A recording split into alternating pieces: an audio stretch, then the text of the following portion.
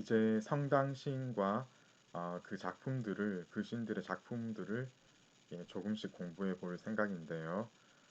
우선 우리 책에서는 성당 시인들을 사분류하였습니다. 개척자로 장구령, 하지장 이런 사람들 들었죠.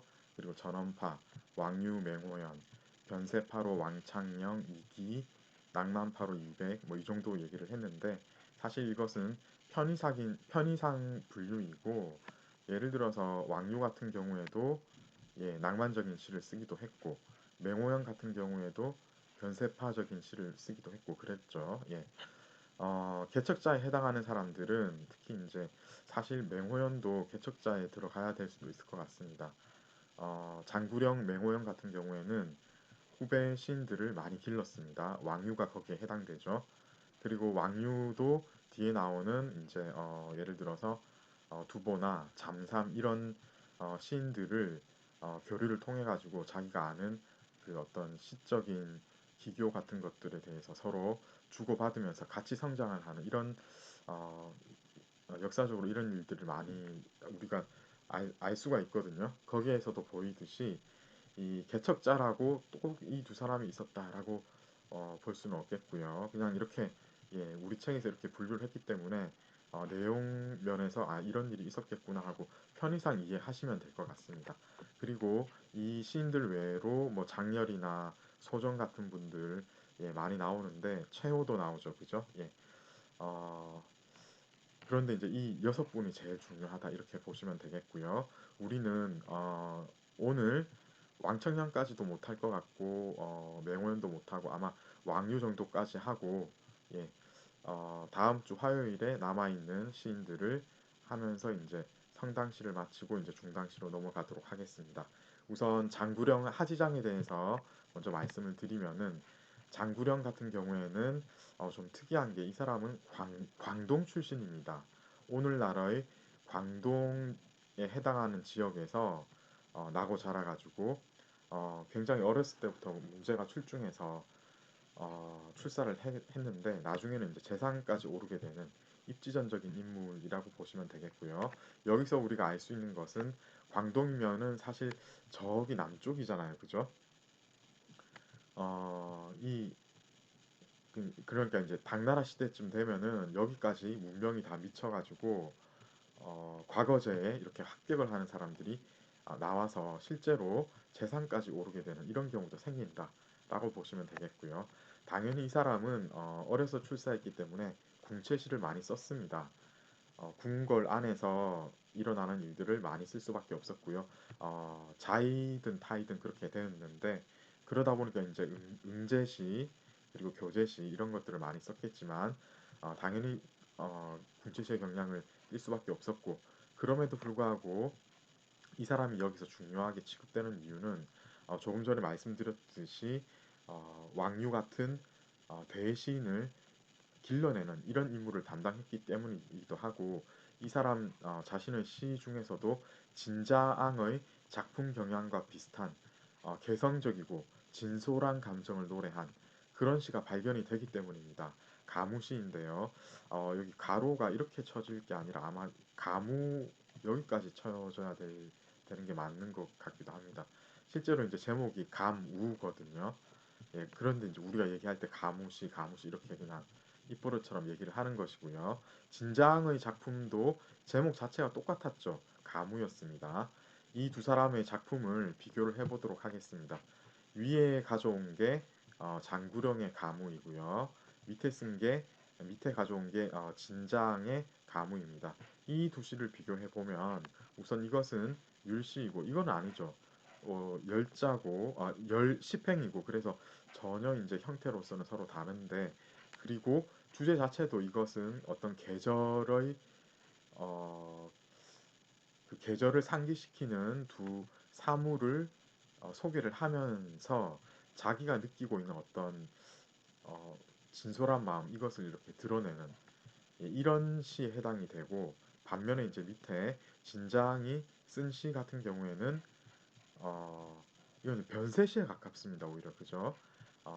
그 변경에 있는 그 사물들 특히 이제 여기서는 그 전쟁의 폐허가 전쟁이 일어나서 폐허가 되어 있는 땅을 아무도 수습을 하지 않아서 전쟁의 상처가 그대로 남아 있는 곳을 방문한 뒤에 거기에 있는 그 어떤 그것을 이제 실제로 보고 난 뒤에 자기의 감회를 서술한 그런 시에 해당이 되겠습니다. 이렇게 서로 주제가 다름에도 불구하고 일맥상통한 부분이 있는데 그것이 뭐냐 하면은 자기의 솔직한 심정을 어, 뭐 이렇게 한번 꼬아서 이렇게 드러낸 것이 아니고 그대로 자연스럽게 나타내었다.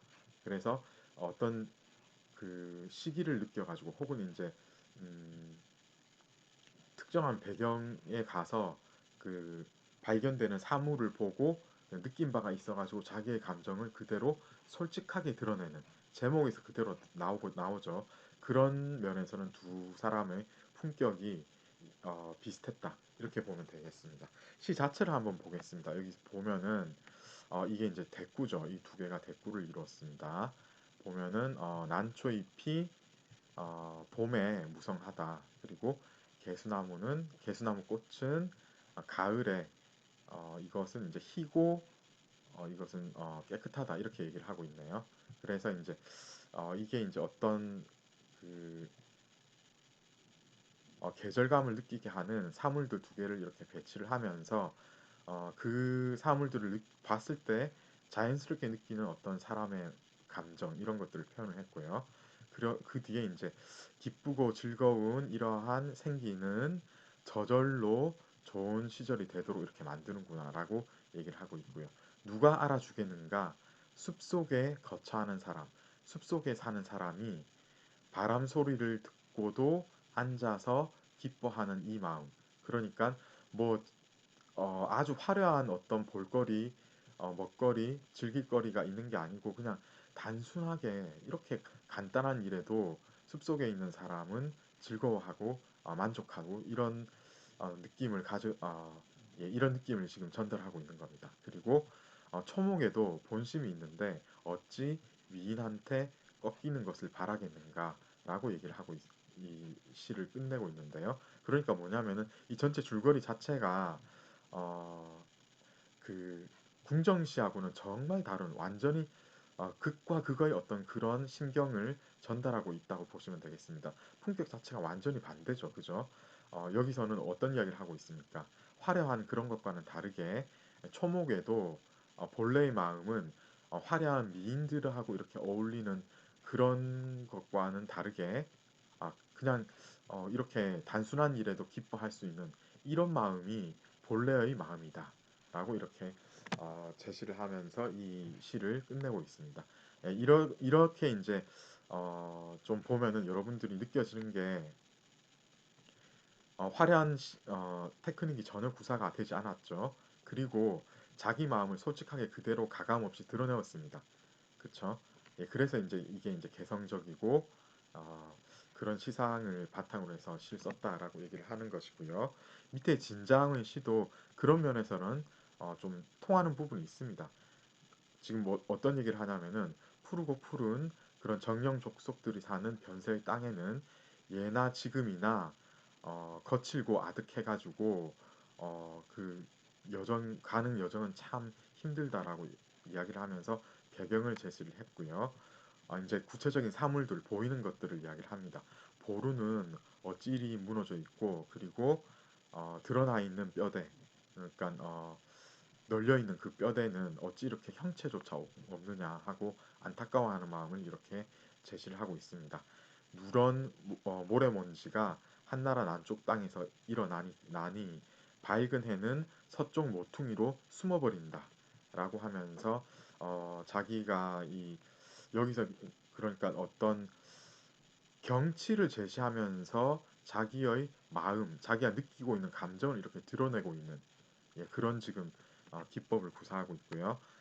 여기서 이제 회상을 하게 됩니다. 도대체 과거에 무슨 일이 일어났는가?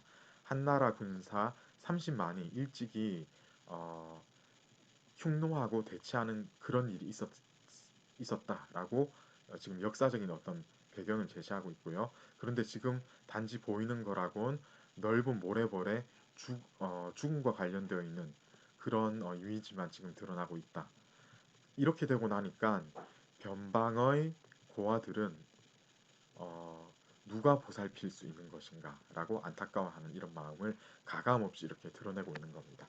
자, 여기서 보이듯이 지금 장구령의 시에서도 어떤 사물을 보고 난 뒤에 떠오르는 느낌을 자연스럽게 이렇게 크게 뭐 변주를 주거나 이런 거 없이 드러내었듯이 여기서도 마찬가지인 것입니다.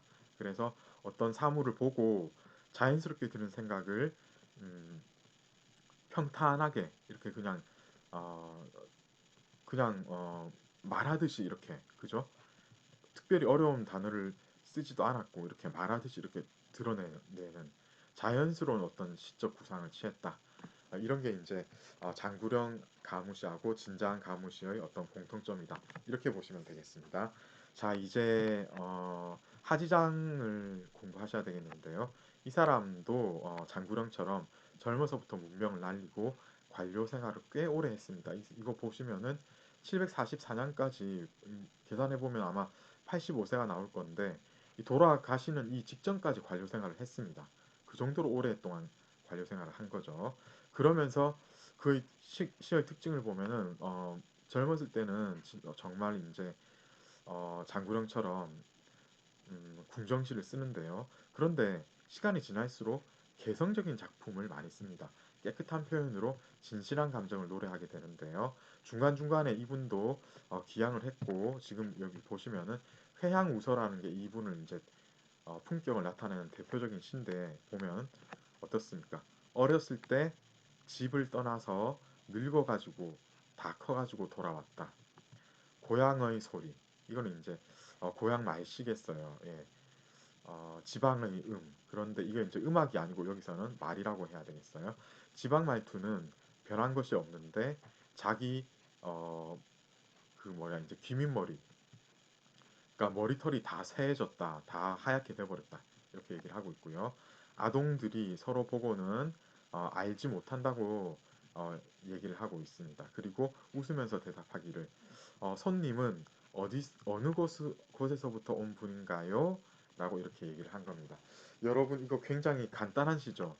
어, 단어 자체가 그렇게 어려운 단어 뭐이 정도만 체크를 해주시면은 나머지는 정말 그냥 구어체에 해당되지 않습니까? 특히 이제 마지막 문장 같은 경우 마지막 3, 4구에서는 바로 그냥 그 당시에 어떤 일상생활에서 얘기했던 그런 말들을 그대로 가져왔다고 봐도 될 정도인데요. 이렇게 간단한 어, 어휘들을 구사를 해가지고 자기의 심정을 잘 노래를 했다. 이렇게 보시면 되겠습니다.